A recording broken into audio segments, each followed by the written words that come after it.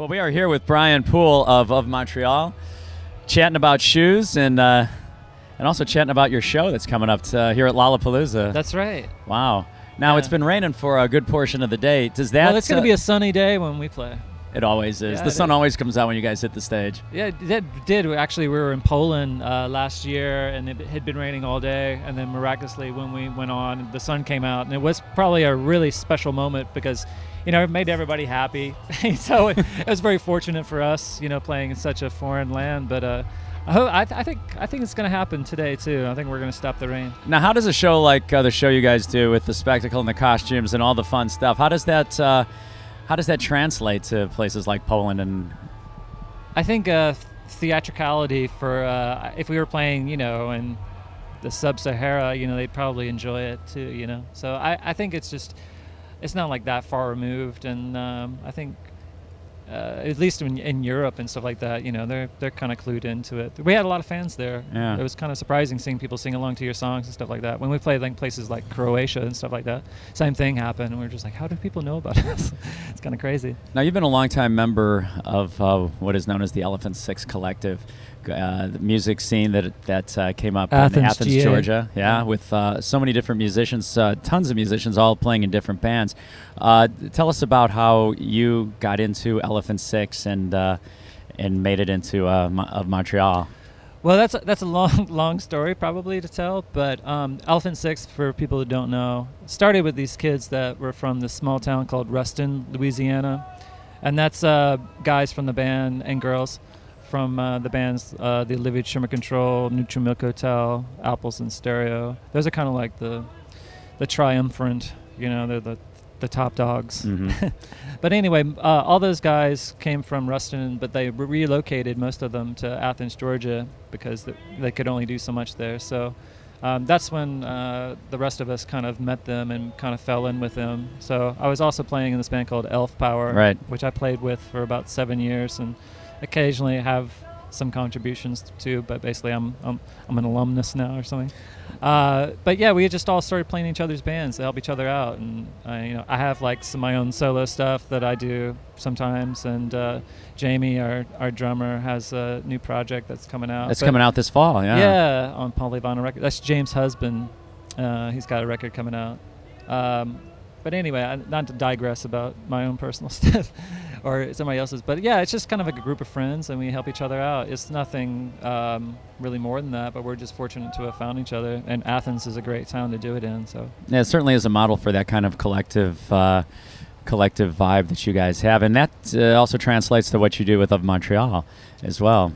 It appears as though you have so many people helping you out, or is the theatricality of it something that you guys just come up on your own, or do you have people in the band that guide you in that direction?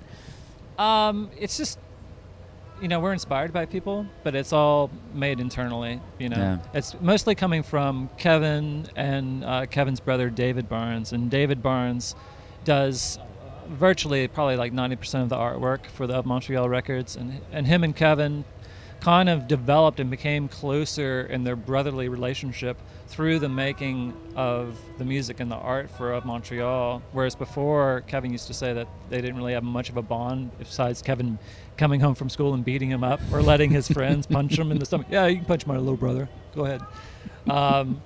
So it's been a bonding experience for them, and so David comes up with a lot of the theatrical ideas for the show. We kind of, it's like, that's his department, but we all participate and throw ideas out, and we just have a lot of fun with it. So. Now, you recently did a big show at the Hollywood Bowl in LA. Yeah. And Grace Jones opened for you?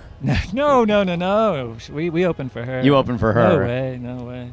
Grace Jones, she's like the quintessential avant diva, She was fantastic, and I've been a big fan of hers for many years. So yeah, she was amazing. She was absolutely stunning. Yeah. How was it playing at Hollywood Bowl? It's kind of weird because it was a great experience, but it's a kind of like the Philharmonic, the LA Philharmonic is the ones that sponsor it. And so they kind of like a summer concert series where they have a lot of amazing acts play, but kind of like the first half of the bowl is kind of rich shishi people.